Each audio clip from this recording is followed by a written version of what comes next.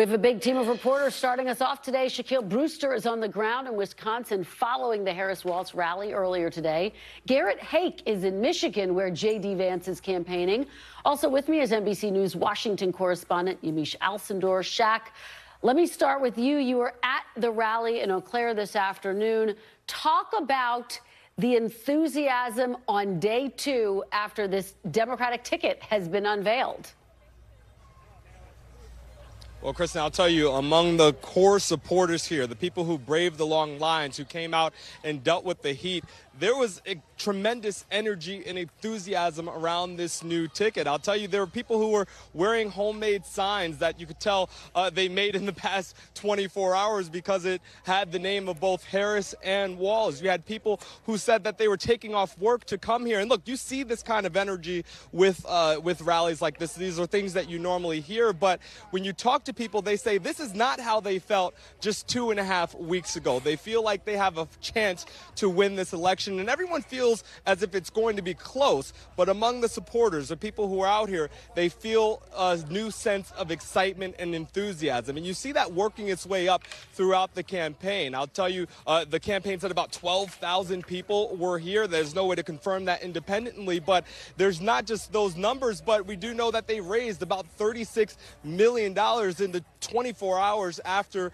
Governor Walz was announced as the running mate. When you talk to local Wisconsin Democrats, they're saying their volunteer numbers, their door-knocking numbers are reaching levels that they just haven't seen. So when you talk about the enthusiasm, that translates to energy, that translates to a ground game, and you have a lot of Democrats now feeling much more positively than they did just a couple of weeks ago. Well, Shaq, speaking of positivity, a lot of people are taking note of the messaging that we are hearing from Vice President Harris, from Governor Walz. They've been using words like joy. What is the strategy there, and what can we anticipate moving forward? You certainly hear a few things. And, you know, one, we know that in terms of this vice presidential pick, there are a lot of people who are, frankly, unfamiliar with him or have only heard one piece of his biography. So a lot of what we heard on stage was still that introduction for people here in Wisconsin. Look, this is almost a homecoming for Governor Walz because, you know, we're right along, not far from Minnesota. We're right along that border. So there was his family here that he acknowledged when he said, Minnesotans, are you in the crowd? I almost want to say the majority of the crowd cheered and raised their hands. So you had a sense that this was a crowd that knew him. But when I talked to people, they didn't know much about him. They're still learning about him. And that's why you had on stage both Vice President Harris and Governor Walz still introducing themselves to this audience here. But it's twofold, because I talked to the head of the Republican the chair of the Republican Party here in Wisconsin, and he believes that this pick makes it easier for them. He says that Walz is too liberal of a candidate, too liberal of a governor, and that's something that they plan to use against him in this battleground state, Kristen. Well, that is certainly going to be one of the focal points of this campaign as Governor Walz tries to introduce himself to Americans. 70% say they are not familiar with him. JD Brewster, thank you so much. Garrett Haake, let me turn to you. We, of course, today have heard JD Vance go very heavy on attacking Governor Walz for his military service. What is he saying? And talk about the response. Well, Kristen, this is kind of a classic example of a campaign trying to use their opponent's strength and turn it into a weakness. Here you have Democrats very happy to have someone with the military background that Tim Walz has on the ticket. Vance is pointing out two things. Number one, that Walz basically left his unit, which no one really disputes, in 2005 before that unit was set to be deployed to Iraq. Walz was planning to run for Congress. The Harris campaign points out all the nice things he did for veterans and on the VA committee once he was in Congress. But the fact that he did not go serve in Iraq, which JD Vance himself did, albeit as a public affairs officer in the U.S. Marines, is a point that they are trying to make. And also, they're seizing on a comment that Walz has used in the past to suggest that certain weapons should not be in the hands of regular people. Weapons like what he carried in war, is the quote from Walz. Vance seizing on that and saying, "You were never in war, Tim Walz, so what are you talking about there?" And the Harris campaign has responded to that too as well, pointing out that Walz both carried, trained, and is deeply familiar with the types of weapons we're talking about here, regardless of having never used them in combat. So maybe a small thing, but one of those stories that kind of gets out there and could get under some voters' skins, Kristen. It's worth pointing out that the campaign manager of the Trump team, Chris LaCivita, either the number 1 or 2 guy, depending on how you count it in the Trump world, is the architect of the Swift boat attacks against John Kerry. So reaching deep into the playbook here for a very similar way to undermine somebody's military expertise. Well, I think it's so important to bring up that historical reference, Garrett, because I think when you hear JD Vance make those attacks against Governor Walz, a lot of people remembering that moment. Yamiche, let me turn to you to that point. Was the Harris campaign ready for this? We know that Governor Walz faced similar attacks back in 2022. He was ready for it then. I have to assume he was ready today.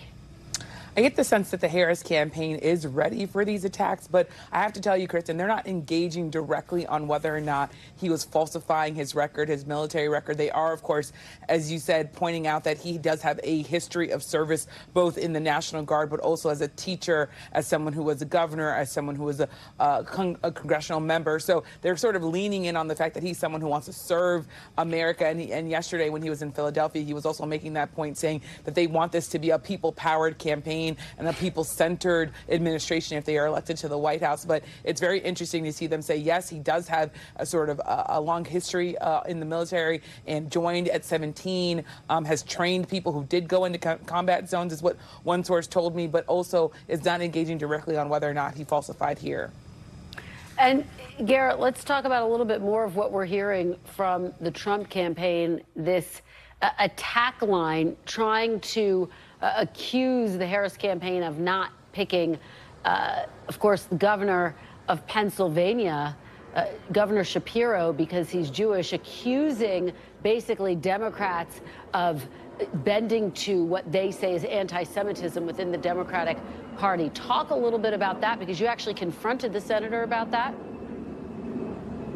That's right, Kristen. I mean, this is somewhere between a full-on attack line and an old-fashioned dog whistle, where the Trump campaign and their allies, including Nikki Haley, by the way, have either suggested or outright stated that the reason that Josh Shapiro, the governor of Pennsylvania, isn't on this ticket is because he's Jewish and because he has a position it's not compatible with Kamala Harris on the issue of Israel, and basically that Harris might have somehow, bent the knee, to borrow JD Vance's nomenclature here, to anti-Semites in keeping Shapiro off the ticket.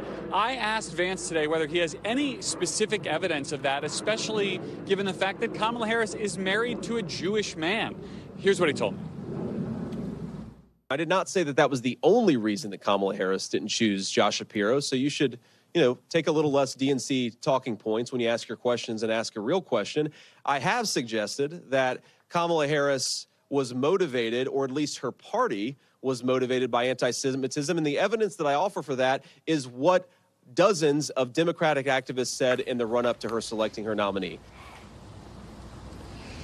So, Kristen, I mean, you hear, partly an answer, partly a way of trying to dismiss or belittle the question. I think this is one of those things that the Trump campaign hoped they could kind of inject into the conversation to create some friction and some disunity in the Democratic Party around this ticket. I'm not sure if it's going to have any legs, but I wouldn't be surprised to see that kind of whisper campaign continue, particularly at moments where the conflict in Gaza does flare up, does kind of re-enter the mainstream of the American public consciousness on this issue, just because I think this is one of the areas where Republicans hope that there is some disunity among Democrats, and maybe they can still kind of depress enthusiasm among Democrats on the Gaza and Israel issue specifically. Yeah, we'll watch that closely to see how much traction it does or does not get. Yamiche, let me ask you about this pick broadly, the decision to pick Governor Walz. Ultimately, what were the driving factors here?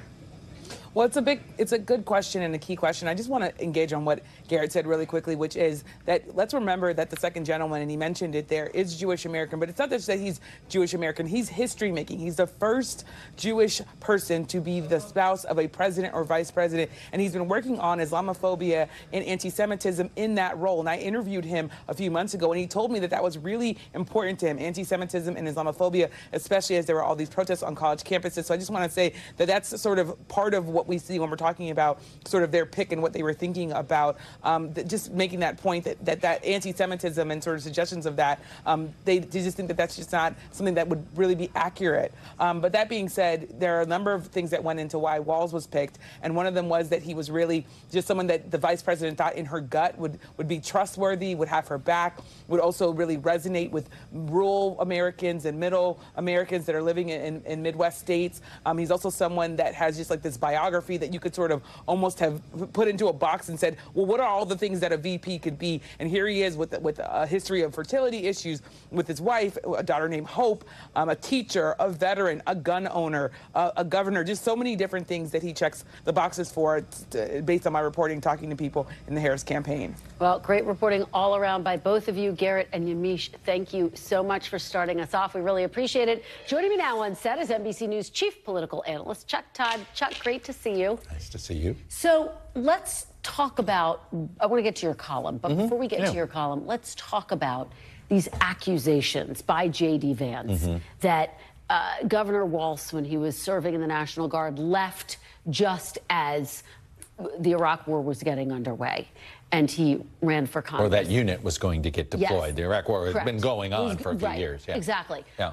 Exactly. But the question is, do you think, I mean, Garrett very smartly raises the historical context of this, that John Kerry, of course, was swift-voted, and it did become a major issue for him. Do you see parallels? Well, here's what I would say is, at a minimum, I think what the Trump campaign is hoping to do is make it harder to send him into a military community. Make it so that this story, so when he goes to North Carolina to try to woo, where I think he could be helpful, to woo military veterans, or goes to an Arizona, or goes to a Georgia, 3 states in the battleground that all have higher than average military veteran populations, that at a minimum this story trails him. That at a minimum there's somebody out there asking him a question about it. So this is one of those stories where it sort of, does the Harris campaign suddenly not put him in those settings because they don't want, and maybe that's exactly what the Trump campaign is hoping for. That, you know, this is not, you know, you can sit here and debate. He left when he left. It doesn't, you know, he was also had kids. Maybe he was like, I'm not going. And this is a time for me to go.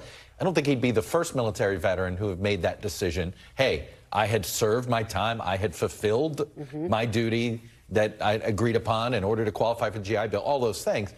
But it does probably make it harder for the Harris campaign to deploy him specifically in I have a feeling, it's certainly what I think the Trump campaign hopes here. I don't think this is one of those where, I'm sorry, if you're going to use a phrase, he used weapon of war, and somehow say he was here. I think stolen valor is an absurd accusation. Yeah. But if you want to say, hey, you know, he didn't want to go, and he decided, you know, look, this trailed Al Gore.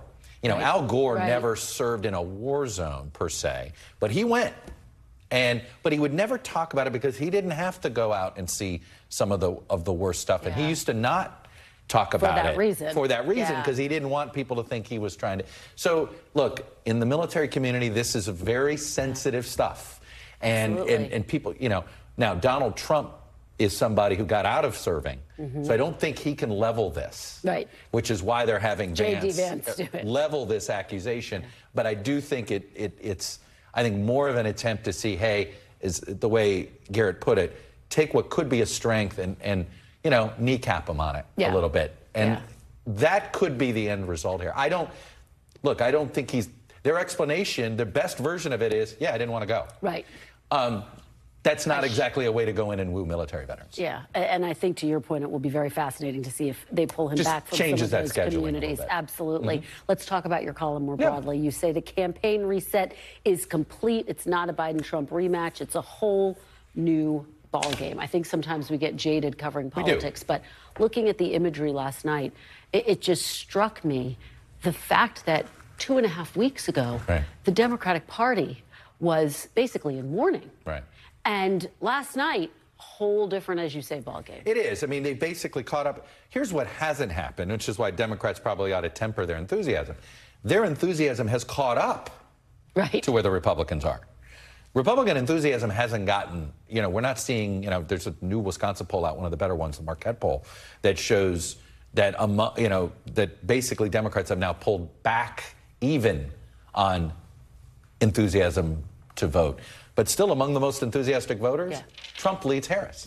So, there is still, they still have a slight advantage on that. So the point is that that's what, it brings us back to essentially, we're back to, it's like we rebooted the computer and we're back to flatness, meaning we're back to our 21st century norm, which is we're deeply divided, deeply polarized, and a small slice of voters is going to decide who this is. Very quickly, because we're basically out of time. I rambled a lot on that first answer. That's okay. It was an in-depth answer. We needed to hear it. Had to be because of what the topic is. Your reaction to picking Walz. I mean, obviously, we haven't seen, since LBJ, a vice presidential nominee really help the top of the ticket win the presidency since LBJ helped Kennedy win Texas. But well, look, Kamala Harris is very popular. It is.